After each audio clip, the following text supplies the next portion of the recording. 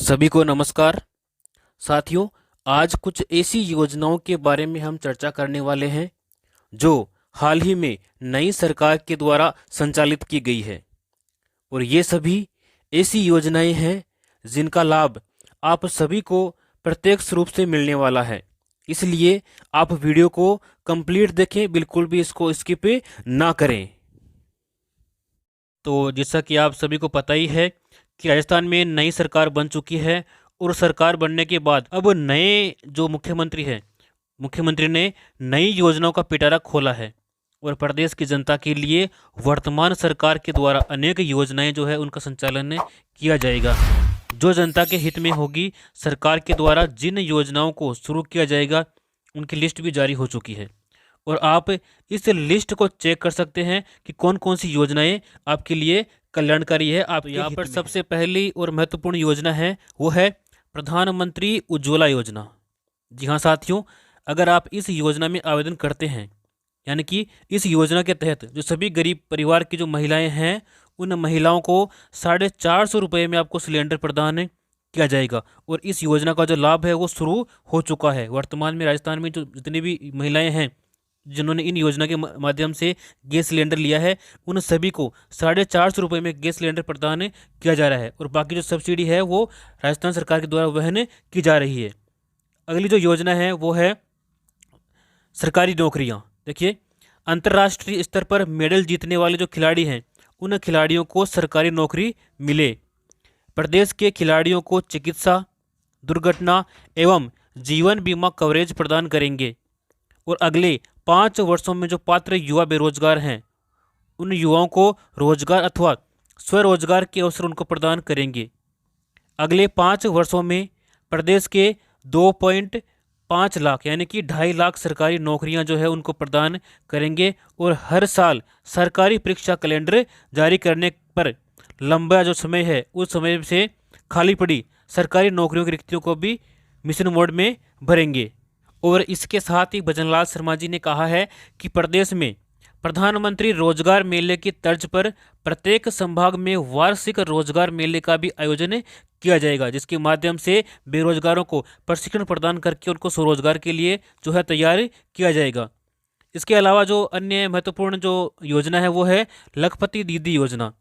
देखिए, इन्होंने बताया है कि बीजेपी के घोषणा पत्र में लखपति दीदी योजना शुरू करेंगे, जिसके अंतर्गत 6 लाख से ज़्यादा ग्रामीण महिलाओं को 6 लाख से अधिक ग्रामीण जो महिलाएं हैं उन महिलाओं को कौशल प्रशिक्षण प्रदान करके उनकी वार्षिक जो आय है वो कम से कम 1 लाख हो, यह सुनिश्चित करेंगे। तो ये जो योजना है वो ग्रामीण महिलाओं के लिए अत्यंत ही लाभकारी है।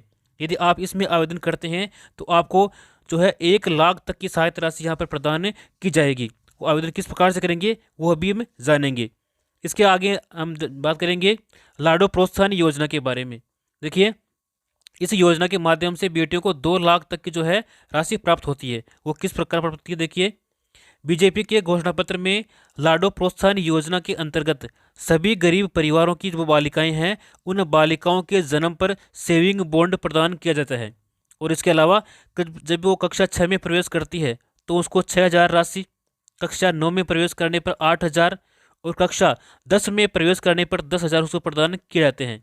और साथ ही कक्षा 11 में 12,000 रुपये और कक्षा 12 में उसको कुल मिलाकर के 71,000 रुपये यहाँ पर प्रदान किए जाते हैं। और इसके अलावा यदि वह व्यावसायिक पाठ्यक्रम में प्रवेश लेती है तो उस पाठ्यक्रम के पहले एवं अंतिम वर्ष में 50,000 और जब उसकी आयु 21 वर्ष की होती है तो 21 वर्ष की उम्र में 1 लाख की एक मुक्त राशि उसको प्रदान की जाएगी। तो ये जो योजना है वो बालिकाओं के लिए एक लाभकारी योजना है।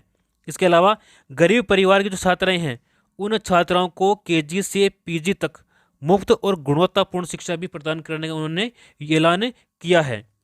अब आगे जो योजना है वो है मुख्यमंत्री आवास योजना। देखिए, इस योजना के जो माध्यम से जो बेघर परिवार के लोग हैं उन परिवारों को अपना घर देने के लिए प्रधानमंत्री आवास योजना के साथ मुख्यमंत्री आवास योजना की भी शुरुआत की जाएगी। तो इस योजना के बारे में भी हम अलग से एक वीडियो बनाएंगे। अगर आप चाहते हैं कि ये योजना हमें इसी जानकारी हमें पूरी कंप्लीट मिले तो आगे जो वीडियो आती है हमारे उसको आप देखते रहें और इस चैनल को सब्सक्राइब करें ताकि समय पर आपको नोटिफिकेशन मिल सके। आगे हम बात करने वाले हैं प्रधानमंत्री गरीब कल्याण योजना के बारे में।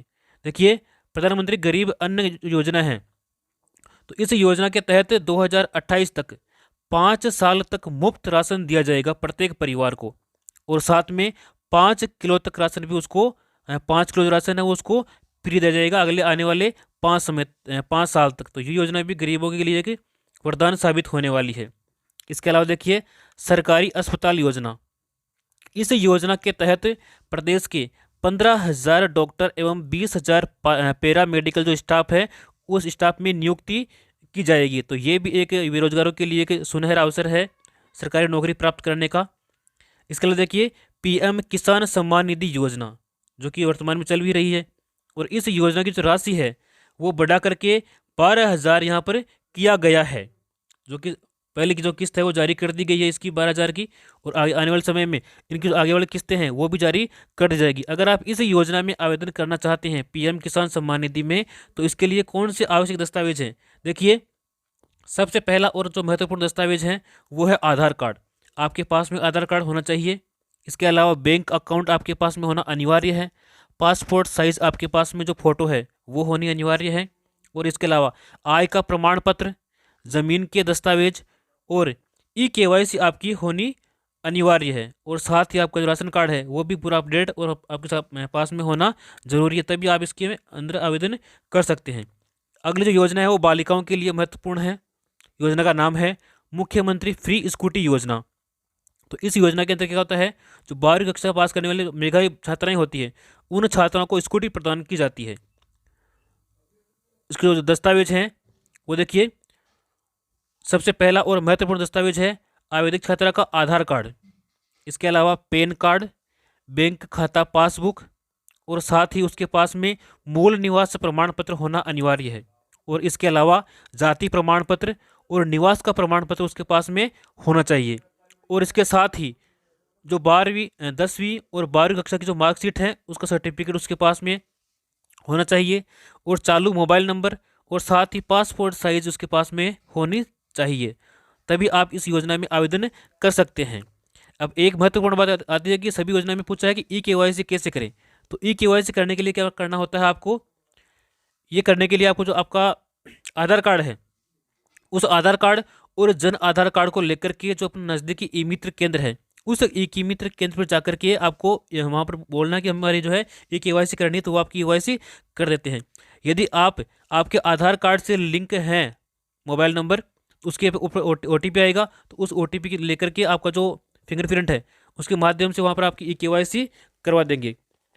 तो इस प्रकार से ये महत्वपूर्ण योजनाएं थी। इन योजनाओं के बारे में हम एक डिटेल से वीडियो बनाने वाले हैं अपने आने वाले समय में। तो आप चाहते हैं कि इसके बारे में हमें संपूर्ण जानकारी मिले इस योजनाओं के बारे में, तो आप इस चैनल को सब्सक्राइब कर लें और साथ में बेल आइकन को प्रेस कर लें, ताकि समय पर आपको नोटिफिकेशन मिल सके और आप इन सभी योजनाओं का लाभ उठा सकें। मिलते हैं अपने अगली वीडियो में, तब तक के लिए जय हिंद, जय भारत।